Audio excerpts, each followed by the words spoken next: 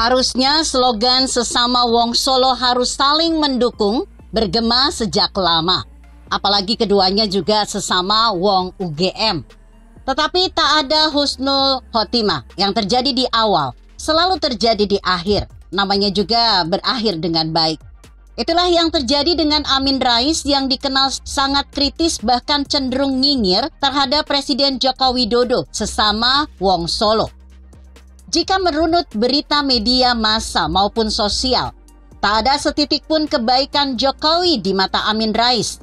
Itu dulu, tapi kini ia berbeda sikap, nyaris 180 derajat. Amin Rais, pendiri Partai Amanat Nasional dan kini menjadi Ketua Majelis Syuro Partai Umat, berubah sikap saat partai baru yang didirikannya lolos menjadi peserta pemilu 2024.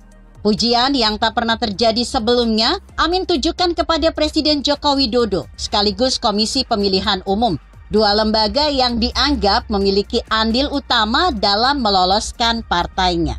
Padahal sebelum Partai Umat dinyatakan lolos dan sah sebagai salah satu partai peserta pemilu, Amin menduga ada pihak yang sengaja menjegal partainya agar tidak bisa mengikuti pemilu 2024. Dugaan penjegalan tidak lupa ia alamatkan kepada Jokowi dan KPU. Isu penjegalan memang bukan tanpa alasan dan Amin Rais sudah malang melintang dalam dunia politik. Dugaan penjegalan bermula dari adanya percakapan via telepon yang diduga melibatkan Komisioner KPU NTT, Lodwig Frederick, dengan Kepala Biro Teknis Penyelenggara Pemilu KPU RI, Melgia Carolina van Harling. Percakapan via telepon itu diduga terjadi pada masa verifikasi faktual parpol calon peserta pemilu 2024. NTT merupakan salah satu dari dua provinsi tempat Partai Umat sempat dinyatakan tidak lolos verifikasi faktual keanggotaan. Akan tetapi saat Partai Umat akhirnya dinyatakan lolos, Amin pun menyatakan memaafkan pihak-pihak yang menjegal, dalam tanda petik, ada ataupun tidak. Ada atau tidak pihak yang berupaya menjegal, no bad feeling at all. Kita maafkan. Kata Amin di kantor KPU Jakarta, Jumat 30 Desember 2022. Dalam kesempatan itu, tak lupa Amin memuji Presiden Joko Widodo yang disebutnya akan menjadi guru bangsa setelah masa jabatannya menjadi presiden habis di tahun depan. Meski pujian Amin itu dibungkus dengan pesannya kepada Jokowi terkait Pilpres 2024. Misalnya, ia meminta Jokowi tidak tergoda dengan tawaran penambahan masa jabatan presiden yang digaungkan sementara pihak.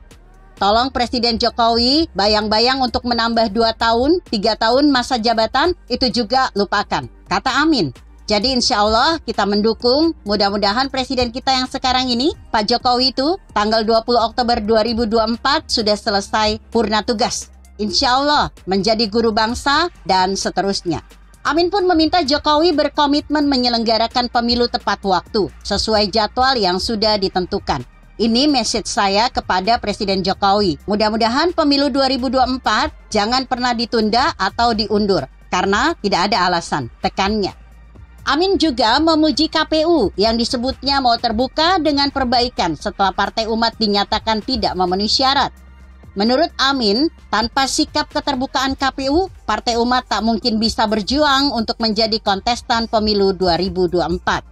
Dugaan yang mengarah pada tuduhan juga pernah diterima Jokowi saat Partai Demokrat coba diobok-obok Muldoko yang mengaku Ketua Umum Demokrat. Menjadi bayang-bayang Agus Harimurti Yudhoyono (AHY) selaku Ketua Umum yang sah.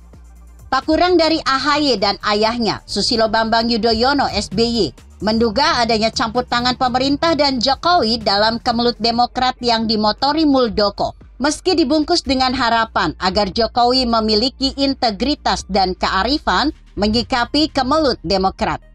Dugaan yang masuk akal mengingat Muldoko berada dalam lingkar kekuasaan Jokowi.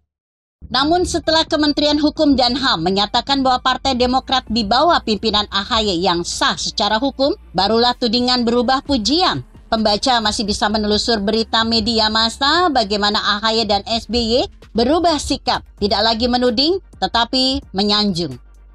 Kenyang dengan tudingan semacam itu, belakangan Jokowi melakukan semacam fait accompli. karena kemungkinan adanya partai yang gagal berkoalisi dan otomatis gagal pula mengusung calon presidennya. Bagi Jokowi, istana tidak ingin menjadi kambing hitam dan terus-menerus disalahkan. Yang saya takutkan nanti kalau ada yang gagal koalisi. Gagal koalisi nanti yang dituduh istana lagi. Ini istana ini istana ini. Kata Jokowi pada HUT Partai Hanura di JCC Senayan, Jakarta, Rabu 21 Desember 2022 lalu.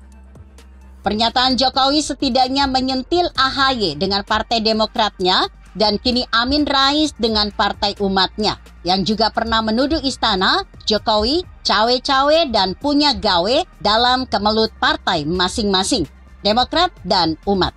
Begitu kira-kira.